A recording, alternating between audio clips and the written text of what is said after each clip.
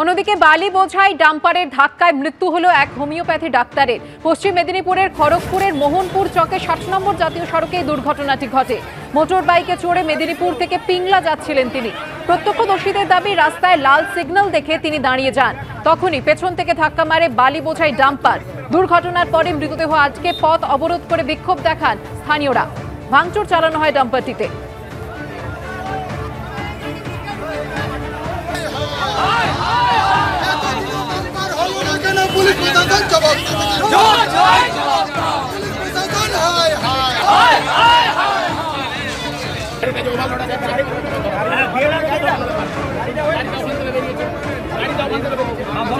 গতকাল ভোরবেলায় বিধ্বংসী অগ্নিকাণ্ডের ঘটনা ঘটে ৫ নম্বর গাস্টিন প্লেসের একটি বাড়িতে। ২৪ ঘন্টা কেটে গিয়েছে, কিন্তু এখনো ধোঁয়া বেরোচ্ছে এই বাড়ি থেকে। কিছু জায়গায় আগুন দেখা যাচ্ছে। রাতভর কাজ করেছেন দমকল কর্মীরা, তবে এখনো আগুনের উৎসে পৌঁছানো সম্ভব হয়নি। ১০০ বছরের পুরনো বাড়িটি যে কোনো সময় ভেঙে পড়তে পারে বলে আশঙ্কা। বাড়ির বিপজ্জনক অংশ ভাঙার জন্য খবর দেওয়া হয়েছে পুরকর্মীদের। গতকাল ভোর রাত ৩:৩০ নাগাদ আগুন লাগে গাস্টিন প্লেসের এই পুরনো বাড়িটিতে। একটি ঘরে মজুদ ছিল রাসায়নিক, ফলে দোতলায় লাগা আগুন দ্রুত ছড়িয়ে পড়ে গোটা বাড়িতে। ঘটনার পর ২৪ ঘন্টারও বেশি সময় কেটে গিয়েছে। এখনো ৫ নম্বর গাস্টিন প্লেসের আগুন পুরোপুরি যে নির্মূল করা গেছে তা কিন্তু নিশ্চিত করে বলছেন না দমকল কর্মীরা। এখনো বেশ কয়েকটি ফাঁকা থেকে কিন্তু আগুন বেরোতে দেখা যাচ্ছে।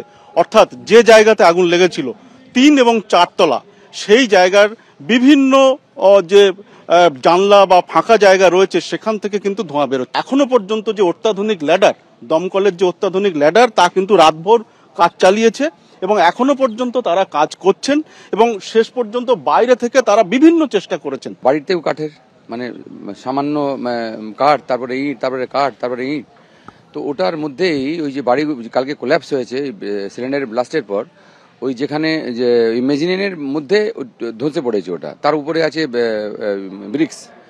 ব্রিক্সের তলায় আছে কাঠের মধ্যে আগুন, আতঙ্ক রয়েছে। আর সামনে দিয়ে আর পেছন দিয়ে দুদিকেই ধোঁয়া বেরোচ্ছে এখনো। মানে তার বলা যায় যে সম্পূর্ণভাবে এখনো আগুন এখান থেকে যায়নি, নেভেনি। বাড়ি ভাঙার জন্য এবার পুরো কর্মীদের খবর দাও না, ওটা খবর দিলাম আমি এক্সিকিউটিভের কথা বললাম। কালকে ডিজি বিল্ডিং মানে আমাদের মেয়র সাহেব এসেছিলেন, মেয়র সাহেবও বলেছিলেন যে কোঅপারেটিভ করে সন্তোষের সঙ্গে আপনারা এই করবে। তো আমি সকালেই ফোন করলাম, 10টা সাড়ে 10টার মধ্যেই বিল্ডিং ভাঙার যে কন্ট্রাক্টর সে আসবে। আর তারপরে হয়তো আরো আমাদের যে এখন ধোঁয়া টোয়া যা বেরোচ্ছে সে আমরা কন্ট্রোল করতে পারবো। স্থানীয় বাসিন্দারাও কিন্তু কাউন্সিলরের সঙ্গে নিজেরাই রয়েছেন। পুরকর্মীদের সঙ্গে তারা কাজে হাত লাগাবেন এমনটাই তারা পরিকল্পনা করেছেন এবং এখনো পর্যন্ত সেই কাজ চলছে।